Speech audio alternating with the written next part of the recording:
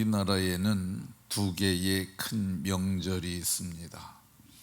다 아시는 대로 하나는 설 명절이고 하나는 오늘 우리가 맞이한 추석이라고 하는 명절입니다. 이 명절이 얼마나 큰 명절이냐 하면은 나라가 아주 떠들썩할 정도로 큽니다.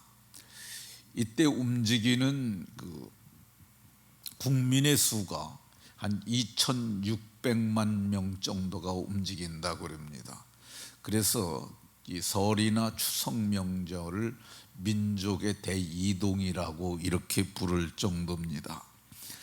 명절을 대한민국 사람들 모두가 다 좋아합니다. 그 이유가 쉬어서 좋고 또 한가위는 풍성해서 좋고, 그리고 흩어졌던 사람들 만나서 보고 싶은 얼굴들 만나서 또 좋습니다. 그런데 예수님을 믿는 그리스도인들은 조금 불편한 절기이기도 합니다. 명절은 좋은데 부모님도 만나고 형제도 만나고 친구도 만나서 좋은데 조상 제사가 부담이 되기 때문에 좀 불편한 절기입니다. 그래서 어떤 사람은 이 명절이 제사 지난 후에 가기도 하고 제사 시간을 잠시 피하기도 하고, 어쩔 수 없을 경우에는 이 제사를 함께 하되 절은 하지 않고 서 있기도 하고 그런 사람들도 있습니다. 어떤 사람들은 적극적으로 믿는 사람들이 많아지면 그걸 예배로 바꾸는 사람들도 있습니다. 그러면 이 조상 제사가 도대체 뭐냐? 이 조상 제사에 관해서 책을 쓴 사람이 하나 있습니다. 아주대학교 심리학 교수인데 이분이 이 조상 제사에 관해서 많이 연구했어요. 그래서 이분이 공자가 죽어야 나라가 산다 이런 책을 썼습니다. 이게 2005년도에 초판되었고 작년에 다시 수정 증보돼 가지고 책이 다시 나왔습니다. 근데 이분은 이 조상 제사를 이게 외래 문화라고 얘기를 합니다.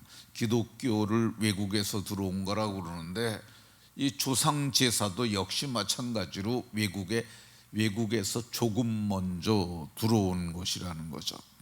우리나라는 고려 시대 중기까지는 조상 제사가 없었다고 그럽니다. 제사 안 지냈다고 그래요. 그러면 언제부터 조상 제사가 시작이 됐느냐? 고려 말에서 시작되고 이성계 때 조상 제사가 널리 퍼지게 됐다고 그럽니다. 그럼 이게 어디서 왔냐? 중국에서 온 거라고 그럽니다. 그러니까 중국에 이제 한나라, 상나라, 공자 이전에 그런 나라가 있었어요.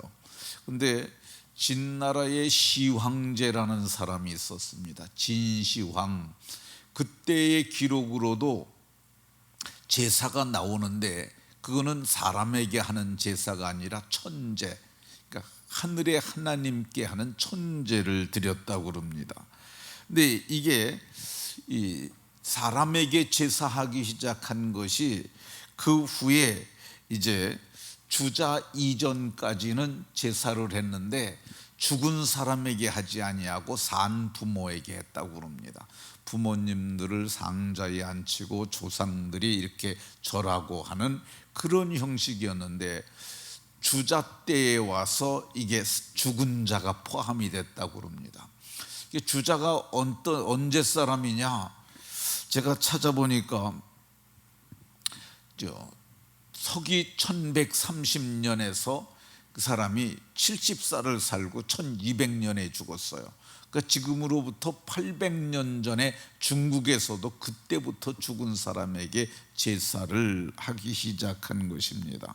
그러니까 길게 잡아도 죽은 사람에게 제사하는 역사는 800년밖에 안 되는 거예요. 근데 이게 우리나라에 들어온 게 그 후 200여 년 지나서 들어왔어요. 그러니까 조상제사의 역사는 5, 600년밖에 안 되는 겁니다.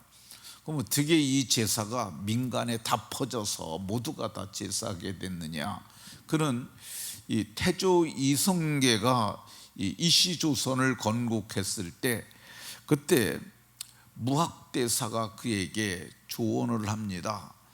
이 정권은 칼로 잡았지만은 민심은 칼로 잡을 수 없습니다. 그러니까 조상 제사를 다 하라고, 그렇게 하라고. 민심을 잡기 위한 하나의 방편으로 그렇게 해서 이게 조상 제사가 퍼지게 됐는데, 이제 그것이 오늘날에까지 이렇게 해서 오늘날에까지 이렇게 퍼지게 된 것입니다. 그러면 성경은 조상 제사에 대해서 뭐라고 말하느냐? 오늘 본문에 보니까 20절에 이방인이 제사하는 것은 귀신에게 하는 것이요, 귀신에게 한다고 얘기를 하고 있습니다. 그럼 귀신이 실제로 있냐? 성경을 보면은 귀신이 실존적 존재임을 말씀합니다. 그러니까 성경을 검색을 해보면은 성경이라고 하는 단어가 50번 나와요. 귀신이라는 단어가 103번 나오고 복음이라는 단어가 113번 나옵니다. 그러니까 귀신의 비중이 거의 복음과 같아요. 귀신에 대해서 이렇게 성경이 말을 많이 해요. 귀신은 그러니까 실존적 존재고 실제 하는 것이라 이렇게 이해를 하는 것이 맞습니다. 그럼 왜 제사하지 말하려고 성경이 말하냐? 이거 귀신에게 하는 것이기 때문에 그렇습니다. 두 번째, 왜 귀신에 제사하지 말아야 되느냐? 20절 하반절에 보면 나는 너희가 귀신과 교제하는 자가 되기를 원하지 아니하노라. 바울 사도께서 고린도 교회에 편지하면서 이거 제사하는 것은 귀신과 교제하는 것, 귀신과 사귀는 것, 그리고 귀신과 교제하다가 보면 귀신이 상위 개념으로 들어갑니다. 그래서 귀신의 지배를 받게 돼요. 그러니까 귀신에게 제사하는 것이니까 제사하지 말라는 것입니다. 포천에 가면 한국중한기도원이라고 있어요. 그 기도원을 설립하신 목사님이 최복기 목사라는 분이거든요. 근데 이분이 간증 중에 제사와 관련된 간증이 있습니다. 이분이 어느 날 집사님들이 지금 금년에 임명한 어느 집사가 지금 죽어가니까 임종 예배를 드려달라. 그래서 거길 갔다는 거예요. 몇 분의 성도님들과 함께 갔는데 그 집에 문을 들어가는데 이게 모골이 송연하고 등에 이게 이제 등골이 서늘하고 머리가 쫙 서는 것이 뭔가 들어오지 못하게 하는 저항하는 뭔가 있는 것 같더라는 거야. 그때 그분이 들어가면서 느끼는 게 이거 귀신의 역사구나, 그 생각이 들었다는 거야. 가보니까 진짜 죽어가는 거야. 숨소리도 가느다라고 맥도 아주 약하고, 그래서 누워있는데 그 사람을 보고 예배하자고 그러는데 이거 예배할 게 아니라고 그러면서 머리에 손을 얹고 기도하는 거야. 하나님, 이 사람이 귀신에게 눌려 있는데 귀신에게로부터 자유케 해달라고, 그리고 예수의 이름으로 귀신을 떠나라고 명령을 했어요. 그랬더니 그 사람이, 죽어가는 사람이 다리 쫙, 몸을 쫙, 이게 우리가 애들이 쭈쭈 하는 것처럼 쫙 하더라는 거야. 그 사람들이 이제 죽으려고 그러나 보다 그랬더니 좀 있으니 이게 힘을 쭉 빼면서 후 하고 숨을 내쉬더래요. 그러더니 눈을 뜨더래요. 그러면서 날 좀 일으켜 달라고. 일어나더니 내가 지금 목사님 와서 기도해 주실 때 내게서 뭐가 떠났다고, 그러면서 나 이제 살 것 같다고 그러더라는 거예요. 그래서 물어봤다는 거예요. 도대체 당신 왜 이렇게 됐느냐 그랬더니 이제 믿는 여자하고 결혼을 해서 이 믿는 여자가 이제 교회 다니니까 교회를 다니라고 그런 거예요. 자기는 안 다녔어요. 근데 애들이 나니까 애들도 다 교회를 가는 거예요. 그러다 보니까 집안 식구가 자기만 안 다니는 거예요. 그러니까 애들이 아빠 교회 가자 그래갖고 이 교회를 듬성듬성 다니다 보니까 이 말씀이 좀 들어오고 그래서 아유 나도 이제 예수 믿어야 되겠다 그래서 교회를 다녔어요. 근데 교회를 좀 다니다 보니까 교회에서 집사로 세운 거야. 그러니까 이제 집사를 세우니까 그때까지는 집에서 제사를 지냈는데 이 아내도 그러는 거야. 이제 집사 됐으니까 제사 우리 하지 말자고. 애들도 이제 집사 됐으니까 집사님이 제사 지내면 되냐고 우리 하지 말자고 그래갖고 제사를 안 지내기로 마음을 먹었는데 아버지 제삿날이 온 거예요. 그러니까 이 마음이 콩당콩당하고 이거 아버지 1년에 한 번 이 오셨다가 이게 섭섭하게 돌아가면 어떡하냐 그런 생각이 막 들고 그러더라는 거예요. 그래서 근데 제사 지낼 시간이 딱 됐는데 이제 그 바깥에서 소리가 나는데 야 이놈아 1년에 한 번씩 주는 밥도 안 차려주냐 그런 소리가 들리더래요.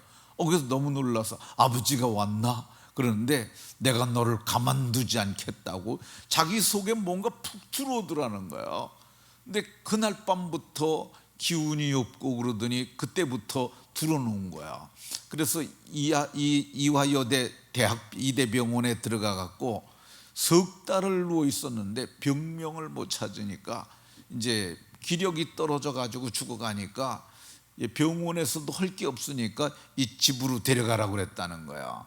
근데 집에 데려와 갖고 며칠 안 돼서 죽으려고 그래 갖고 목사님을 청했는데 목사님이 손을 얹고 기도할 때 뭔가 확 나가면서 이게 숨을 확 내쉴 때 시원해지면서 그러면서 자기가 이제 정신을 차리고 일어나게 됐다 이렇게 간증을 했다고 그럽니다. 그걸 간증을 하면서 조상 제사는 귀신에게 하는 것이라고 이렇게 말했습니다. 왜 우리가 제사하면 안 되느냐? 제사가 우상 숭배예요. 듣지도 못하고 말하지도 못하고 걸어다니지도 못하고 생명이 없는 것이 사람의 섬김을 받는 것 그게 우상이에요. 근데 우상 숭배자는 요한계시록 21장에 보면 우상 숭배자들과 거짓말하는 모든 자들은 불과 유황으로 타는 못에 던져지리니 그 우상 숭배하다가 지옥불에 들어가면 되겠습니까? 우리가 명절을 어떻게 지내야 되느냐? 하나님께서는 귀신과 교제하면 안 된다고 얘기를 합니다. 그러니까 이 제사를 그럴 형편이 되면은 할 수 있거든 하나님께 감사하는 감사 예배를 드리는 것으로 바꾸는 것이 가장 좋습니다. 두 번째, 오늘 성경을 보면 21절에 주의 식탁과 귀신의 식탁을 겸하여 섬기지 못하느니라. 귀신의 식탁이 뭐예요? 제사 지낸 음식 같이 먹는 것들이죠. 제사 지내고 나면 음복한다고 그 따라놨던 술 먹고 그러잖아요. 근데 그게 귀신의 식탁에 참여하는 것이라고 생각합니다. 그러면 우리는 어떤 식탁에 참여해야겠어요? 제사하지 말고 좋은 음식 만들어서 놓고 그 연장자나 또 누가 온 가족이 하나님 앞에 이렇게 좋은 식탁 대하게 됨을 감사하면서 하나님 앞에 감사기도 하는 거죠. 그게 주의 식탁에 참여하는 거예요. 그리고 이 명절을 즐겁게 보내는 거죠. 모두가 형제 사랑하는 마음, 이웃 사랑하는 마음으로. 근데 믿지 않는 분이 있으면 어떻게 해야 되겠어요? 복음을 전해야죠. 복음을. 그러니까 복음은 어디에 있느냐? 내 가슴에 있어요. 예수님 믿을 때 그리스도의 사랑이 우리 마음에 부음받잖아요. 이 사랑을 저들에게 흘려보내는 거야.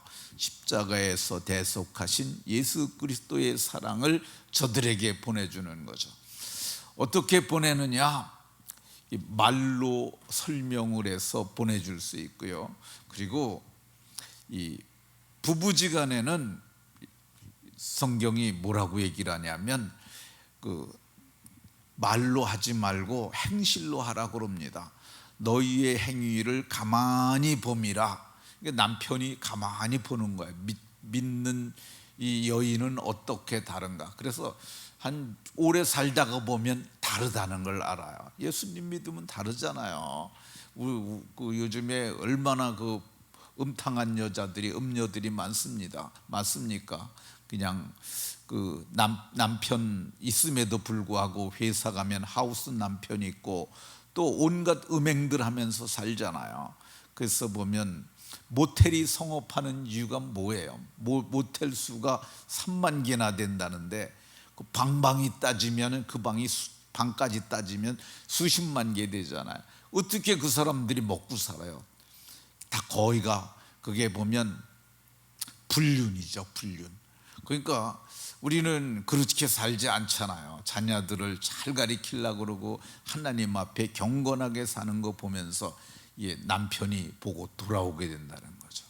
말씀을 마치도록 하겠습니다. 명절을 잘 보내는 그리스도인들이 다 되시기를 예수 그리스도의 이름으로 축원합니다.